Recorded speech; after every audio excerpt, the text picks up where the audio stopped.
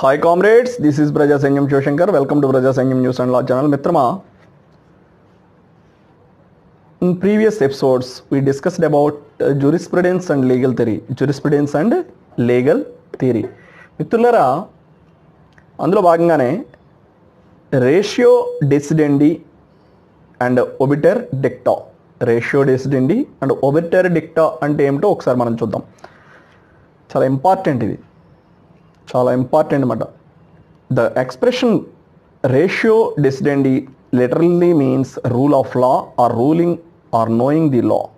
అసలు ratio decidendi అంటే literally means rule of law or ruling or knowing the లా.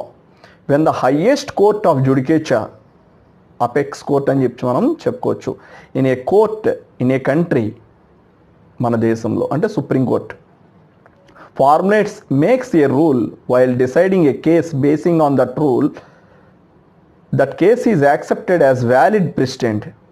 ఒక కేసుని డిసైడ్ చేయడం కోసం ఒక రూల్ని కనుక ఫార్ములేట్ చేస్తే supreme court of our country,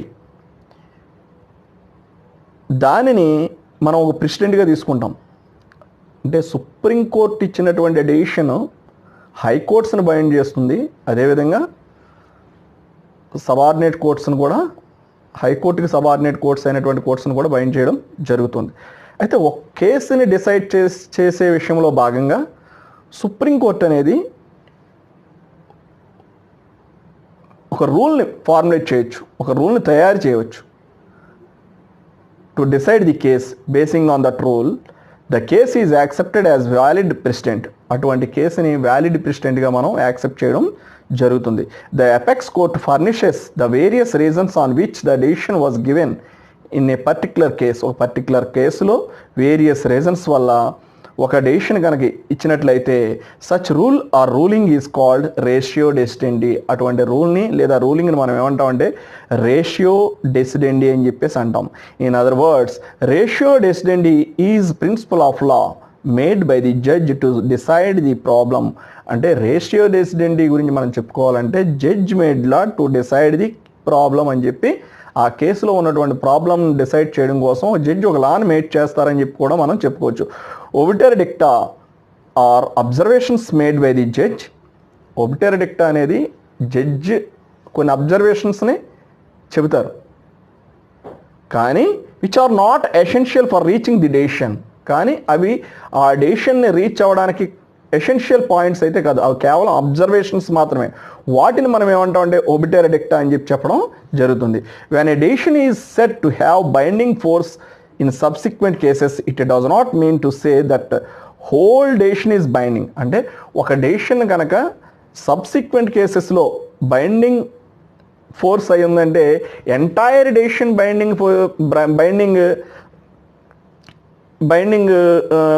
procedure ఉంది, బైండింగ్ అని చెప్పి చెప్పక్కలా, ఎంటైర్ డెసిషన్ మొత్తం బైండ్ చేస్తుందని చెప్పి చెప్పక్కలా. అందులో కేవలం రేషియో డెసిడెండికి సంబంధించినటువంటి పార్ట్ మాత్రమే బైండ్ చేస్తుంది. ఒబిటర్ డిక్టాకి సంబంధించిన పార్ట్ బైండ్ చేయదు. కానీ it was observed by the apex court. Apex court చే అబ్జర్వ్ చేయబడినటువంటి విషయాలుగా మనం పరిగణించవచ్చు. But which are not essential for reaching the decision. అవేమి ఒక డెసిషన్ తీసుకోవడానికి ఎసెన్షియల్ పాయింట్స్ కాదు అబ్జర్వేషన్స్. అదేవిధంగా మిత్రులారా, though statements in previous decision which are constitute the ratio decidendi are binding. ఏదైతే ప్రీవియస్ డెసిషన్లో ఈ రేషియో డెసిడెండిలో భాగంగా రూలింగ్ కానీ రూల్స్ని కానీ ఫార్ములేట్ చేయడం కానీ మేక్ చేయడం కానీ అపెక్స్ కోర్ట్ జరిగిందో అవి బైండింగ్ నేచర్ కలిగి ఉంటాయి. అవి బైండింగ్ నేచర్ కలిగి ఉంటాయి. While obiter dicta has no binding force. కానీ obiter dicta part of the decision of the apex court, it is not a binding force. అది బైండింగ్ ఫోర్స్ కాదు. అంటే ఇక్కడ మనం బాగా సింపుల్గా చెప్పుకోవాలంటే the decision of the apex court which was formulated or making rules or ruling by the apex court to deciding while deciding a case basing on that rule, that case is accepted. ఆ రూల్ని base చేసుకుని కనుక ఆ కేసుని decide చేస్తే it is accepted as a valid president. ఆ apex court ఇచ్చినటువంటి ఆ యొక్క డెసిషన్ ఒక వ్యాలిడ్ ప్రెసిడెంట్గా మారుతుంది. ఎపెక్స్ కోర్ట్ అంటే సుప్రీం కోర్టు, అత్యున్నత న్యాయస్థానము. మన దేశ అత్యున్నత న్యాయస్థానం మనకేంటంటే సుప్రీం కోర్టు, ఒక వ్యాలిడ్ ప్రెసిడెంట్గా మారుతుంది. The apex court furnishes the various reasons on which the decision was given in that particular case. ఆ పర్టికులర్ కేసులో ఎందుకు ఆ విధంగా ఇవ్వడం జరిగింది, ఎందుకు ఆ విధంగా ఇవ్వడం జరిగిందన్న విషయాన్ని కూడా అపెక్స్ కోర్ట్ అందులో ఫర్నిష్ చేయడం, వేరియస్ రీజన్స్ అని ఫర్నిష్ చేయడం జరుగుతుంది. Such rule or ruling is called ratio decidendi. ఆ విధంగా ఎపెక్స్ కోర్ట్ ఇచ్చినటువంటి ఆ విధమైనటువంటి రూలింగ్ని కానీ మనం ఏమంటామంటే రేషియో డెసిడెండి అని చెప్పడం జరుగుతుంది. In other words, ratio decidendi is a principle of law made by the judge to decide the problem. Ratio decidendi అనేది మనం సింపుల్గా చెప్పుకోవాలంటే made by the principle of law made by the judge to decide the problem అని చెప్పుకోవచ్చు. Obiter dicta or observations made by the judge. Obiter dicta అంటే ఏంటంటే observations made by the judge observe చేసినటువంటి విషయాలు అవి ఆ డెసిషన్లో, which are not essential for reaching the decision. అవేమి డెసిషన్ రీచ్ అవ్వడానికి, డెసిషన్ కంక్లూజివ్ అంటే ఫైనల్ కంక్లూజన్కి రావడానికి ఉపయోగపడేటటువంటి ఎసెన్షియల్ ఇంగ్రీడియంట్స్ ఏమీ కావు, అబ్జర్వేషన్స్ మాత్రమే.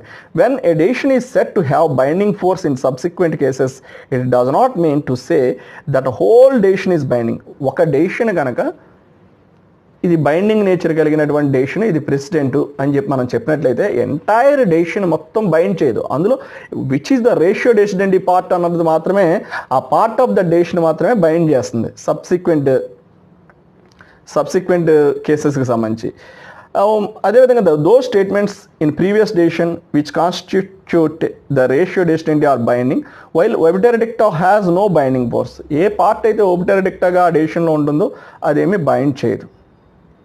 సో రేషియో డెసిడెండి అంటే ఏదైతే అపెక్స్ కోర్టు ఒక రూలింగ్ని ఇచ్చి ఒక కేసుని డిసైడ్ చేయడానికి కొత్తగా ఒక లాని ఫార్ములేట్ చేస్తుందో, ఒక కేసుని డిసైడ్ చేయడానికి కావాల్సిన లాని ఫార్ములేట్ చేస్తుందో అదంతా కూడా రేషియో డెసిడెండిగా చెప్పడం జరుగుతుంది. దాని జడ్జిమెంట్ లా అని కూడా చెప్పడం జరుగుతుంది. ఒబిటర్ డిక్టా అనేది just observations made by the court, it is not essential to decide the case.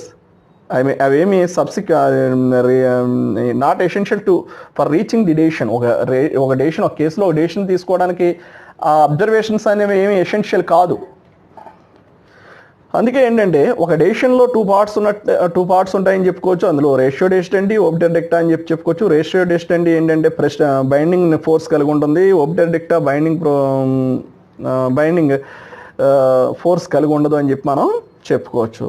This is Praja Sanjam Shivshankar. Welcome to Praja Sanjam News and Law channel. Thank you for watching. If you have any problem, please contact 9885 9095 9.